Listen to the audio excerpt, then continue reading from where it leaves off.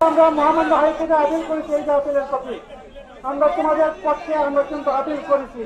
আমরা বলছি যে মাননীয় হাইকোর্টকে আমরা বলছি যে এটা আমাদের মতো গ্রামে আমরা যেভাবে চাই আমরা সেভাবে নির্দেবে এই যে আপিলের কপি আমার হাতে আছে।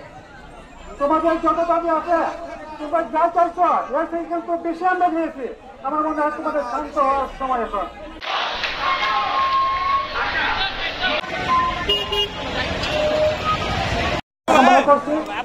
যারা আহত হয়ে হাসপাতালে চিকিৎসাধীন আছেন তাদের দ্রুত রোগ মুক্তি কামনা করছি এবং যে সমস্ত মা বাবা সন্তান হারা হয়েছেন আমি সেই সমস্ত মা বাবার প্রতি সমবেদনা প্রকাশ করছি।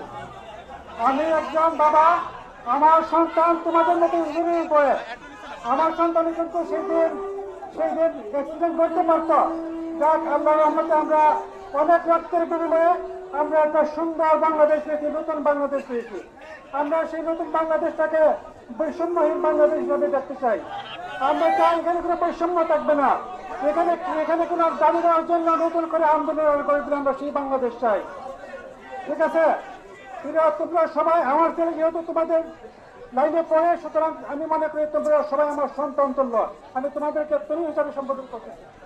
তোমাদের একটি প্রধান দাবি ছিল যারা ক্রাফট ইন্সট্রাক্টর হিসাবে 2021 সালে বিধিমালার মাধ্যমে নিয়োগ পেয়েছে এদেরকে কোনো যাতে প্রমোশন না দেওয়া হয়। আমি আজকে সবাইকে সাক্ষী রেখে বলছি এদের প্রমোশনের নীতিমালা কিন্তু মন্ত্রণালয় সাপোর্ট করে না, হবে না।